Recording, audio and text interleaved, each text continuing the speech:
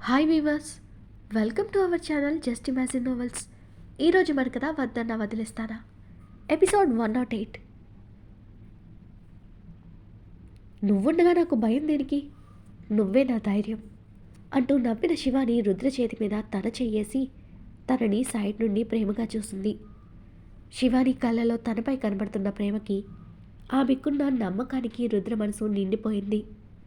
ఆమె చీర లోపల నుండి చెయ్యేసి నడుము చుట్టేసి అలాగే హత్తుకుని ఆమె మెడ మీద ముద్దు పెడుతూ, ఈ నైట్ మనకి ఇంటికి వెళ్ళడం లేదు, అక్కడే ఉండబోతున్నాం అంటూ రుద్ర మత్తుగా డీప్ వాయిస్తో చెప్పగానే శివాని ఆశ్చర్యంగా, మరి చెప్పలేదు నువ్వు? ముందే చెప్పుంటే బన్నీని కూడా తీసుకొచ్చేవాళ్ళం కదా, వాడు మనం లేకపోతే ఏడుస్తాడు రుద్ర అని బెంగగా చెప్తున్న శివానీని చిరుకోపంగా చూస్తూ, వాడికి నేను మార్నింగ్ అన్నీ చెప్పే వచ్చాలే, నేను జాగ్రత్తగా చూసుకోమని. తిరిగి వాడే నాకు సలహాలు ఇచ్చాడు. కంత్రి నా కొడుకు, నువ్వు అనవసరంగా వాడిని ప్యాంపర్ చేసి చెడగొడతావు, కానీ వాడు చాలా ధైర్యంగా ఉంటాడు. మనం లేకపోయినా వాడు ఒకరోజు ఉండగలడులే. చూస్తుంటే నువ్వే వాడిని వదిలి ఉండలేకపోయేలా ఉన్నావన్నాడు రుద్ర. ఏంటి, కన్నయ్య నేను చెడగొట్టానా అంటూ బొంగముతి పెట్టింది శివాని. రుద్ర నవ్వుతూ ఆమెని ముందుకు తిప్పుకుని తన పెదాల మీద ముద్దు పెట్టి, నిజంగానే వాడిని నీ ప్రేమతో చాలా ప్యాంపర్ చేస్తావు, అందుకే నీకు వాడిని వదలాలంటే భయం అన్నాడు. ఏమో రుద్ర, వాడిని ఎప్పుడూ వదిలి దూరంగా ఉండలేదు కదా. ఆ కౌశల్ నన్ను తీసుకెళ్ళినప్పుడు నేను కనపడలేదని బెంగ పెట్టుకుని వాడు ఎంతలా భయపడ్డాడో చూసావు కదా, అందుకే నాకు వాడిని వదలాలంటే భయం అంది శివాని. అప్పటి పరిస్థితి వేరు, ఇప్పుడు వాడు ధైర్యంగా ఉంటాడు. పైగా ఇంట్లో నాన్నుంటే వాడికి మనతో పని లేదు, ఆయనతో ఎక్కువగా ఉంటాడు కదా, ఏం భయం లేదు. నువ్వు వాడి గురించి వదిలేసి నా గురించి ఆలోచించవే అంటూ గారంగా ఆమె బుగ్గపై తన పెదాల నుంచాడు రుద్ర. రుద్ర ఫేస్ చూసి శివాని నవ్వేసి, నిన్నెప్పుడు వదిలేశారని కొత్తగా ఆలోచించడానికి అంటూ అతడి నుదుటిన ముద్దు పెట్టి, నీకు తెలుసా, ఒక్కసారి నువ్వు బన్నీ కంటే చిన్నపిల్లల్లా క్యూట్గా ఉంటావు అంటూ గలగలా నవ్వేసింది శివాని.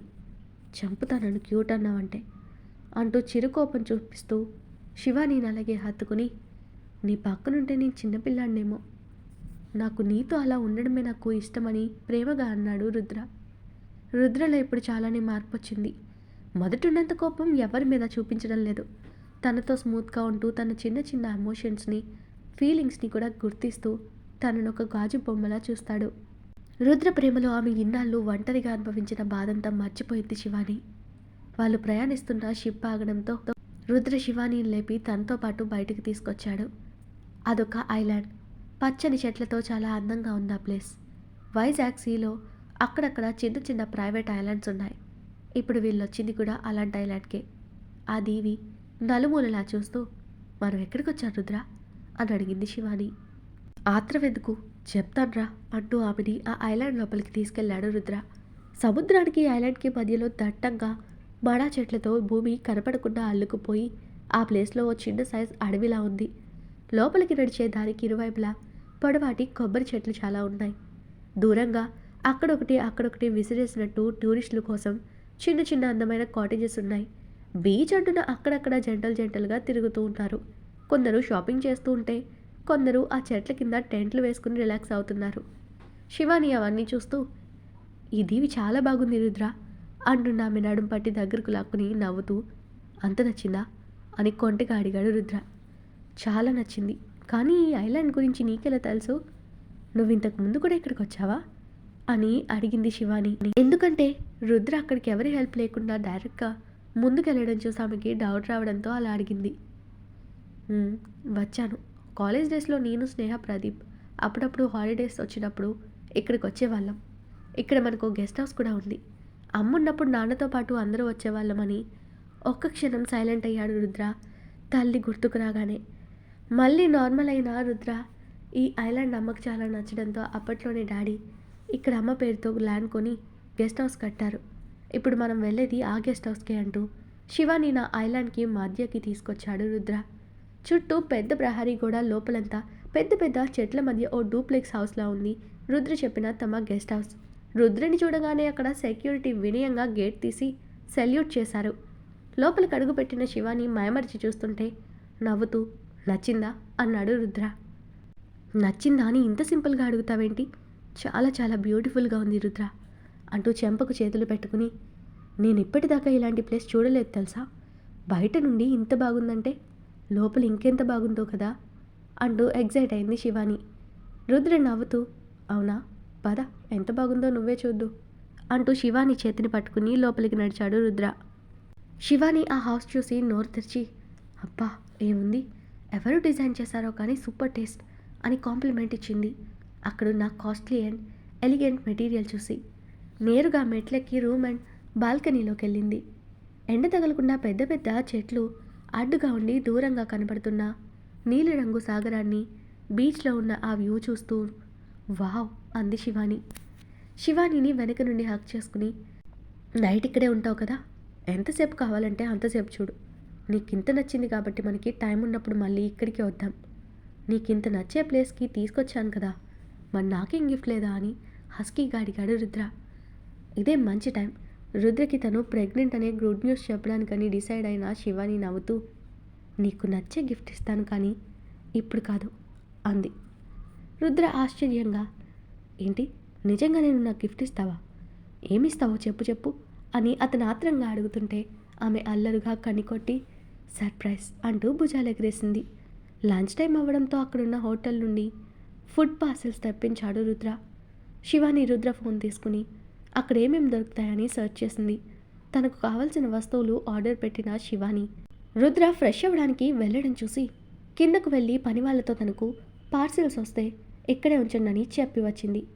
వాళ్ళు వినయంగా అలాగే మేడం అన్నారు. రుద్ర స్నానం చేసి తల తుడుచుకుంటూ అక్కడే ఉన్న శివానీని చూసి, నువ్వు స్నానం చేయవా అని డౌట్గా అడిగాడు. ఆమెకి ఆ ఉప్పుగాలికి సముద్రంలో ఇంతసేపు ప్రయాణం చేయడంతో చెమటలు పట్టి చిరాగ్గానే ఉంది. కానీ తను బట్టలేవి తీసుకురాకపోవడంతో ఎలా అనుకుంది అదే చెప్పింది రుద్రకు కూడా. రుద్ర నవ్వుతూ, అదేమైనా పెద్ద ప్రాబ్లమా, అయినా ఇక్కడుంది నువ్వు నేనే కదే, ఇప్పుడు మనకి బట్టలతో కూడా పని లేదు ఇంటెన్షన్గా చూస్తూ రుద్ర మాటలకి శివాని సిగ్గులు మొగ్గలవుతూ, ఛీ ఆపు రుద్ర, సిగ్గులేదు నీకు అంటూ కసిరింది. అరే నిజం చెప్తే సిగ్గులేదంటావు అంటూ అప్పటికే శివాని అవస్థ చూసి నవ్వుకున్న రుద్ర, సరే సరే ఏడోకు, నీకు బట్టలే కావాలంటే నా షర్ట్ ఉంది వేసుకో, నువ్వు వింటుంటావు కాబట్టి నా షర్ట్ వేసావంటే కింద ప్యాంట్ అవసరమే ఉండదు అంటూ ఆట పట్టించాడు. నేనేం పొట్టి కాదు, తమరే తాడి చెట్టు లెక్క పెరిగారు అంటూ మూతి ముడిచింది శివాని. రుద్ర ఆమె ఉడుక్కోవడం చూసి నవ్వుతూ, ఎందుకే మీ అమ్మాయిలు పొట్టి అనగానే ఇంతెత్తును కోప్పడతారు అని సరదాగా అడిగాడు. అదంతే, ఏమన్నా ఊరుకుంటాం కానీ హైట్ విషయంలో అంటే మాత్రం మేము పడం అంటూ పంతంగా చెప్పింది శివాని. తన పొడుగు టీషర్ట్ ఒకటి షార్ట్ ఇవ్వగానే వాటిని చూసి శివాని బిడియపడడం చూసి, తింగర్దానా వెళ్ళి స్నానం చేసిరా, సిగ్గుపడకు, ఇక్కడ నువ్వు నేనే కదా ఉండేది, మన పర్మిషన్ లేనిది ఎవ్వరూ పైకి రారు అన్నాడు రుద్ర. ఇబ్బందిగానే తలూపి వాష్రూమ్కి వెళ్ళిన శివాని షవర్ చేసి రుద్ర టీషర్ట్లో బయటకొచ్చింది. అక్కడే ఉన్న రుద్ర ఆమె అవతారం చూసి గట్టిగా నవ్వేశాడు.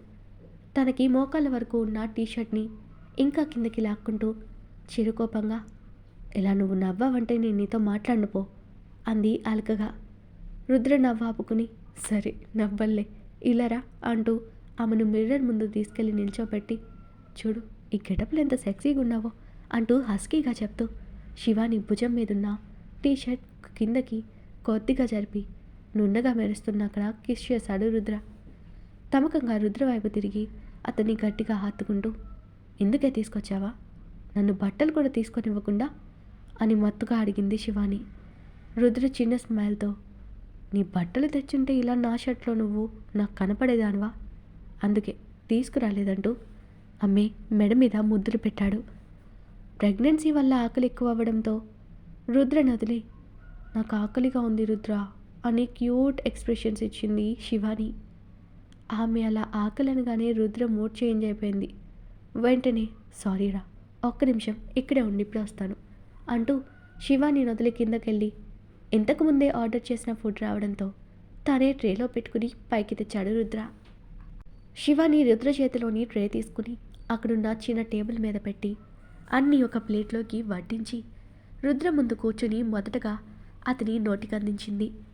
ఆకలన్నది నువ్వు కదే, ఫస్ట్ నువ్వు తిను అని రుద్ర అంటుంటే, ఇద్దరం తినొచ్చులే, తిను రుద్ర అంటూ అతనికి పెట్టి తాను తిన్నది శివాని.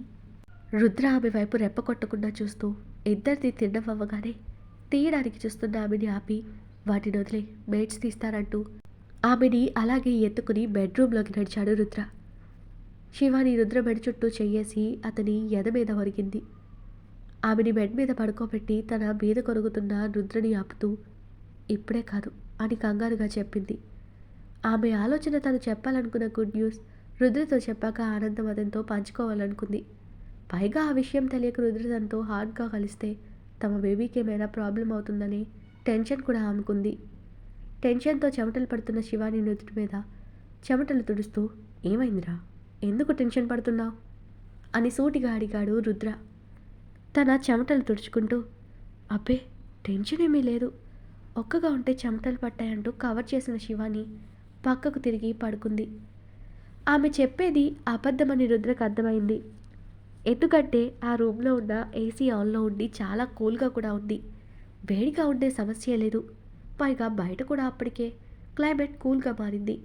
వర్షం వస్తుండటంతో తన నుండి ఆమె ఏదో దాస్తుందని అర్థమైన రుద్ర మనసులో ఇదంతగా ఏం దాస్తుంది నా నుండి అని ఆలోచిస్తూ సరే పడుకో అంటూ ఆమెని బెడ్ మీద సరిగ్గా పడుకోబెట్టి బ్లాంకెట్ కప్పాడు. రుద్ర డిసప్పాయింట్ అవ్వడం చూసిన శివాని లోపల బాధపడుతూ సారీ రుద్ర, ఈ కాసేపు బాధపడినా నేను చెప్పేది విన్న తర్వాత అంతకు 100 రెట్ల సంతోషం కలుగుతుందని మనసులో అనుకుంది శివాని. రుద్ర కూడా ఆమె పక్కన పడుకుని ఏమీ ఆలోచించకుండా ప్రశాంతంగా పడుకో కాసేపు, నేనేమీ ఫీల్ అవ్వలేదని స్మూత్గా తన నెక్ మీద కిస్ చేసి హత్తుకుని పడుకున్నాడు. అతని వైపు తిరిగి రుద్ర ఎది మీద తలపెట్టుకుని నేను నాపినందుకు నాపై కోపం రాలేదా అని గిల్టీగా అడిగింది శివాని.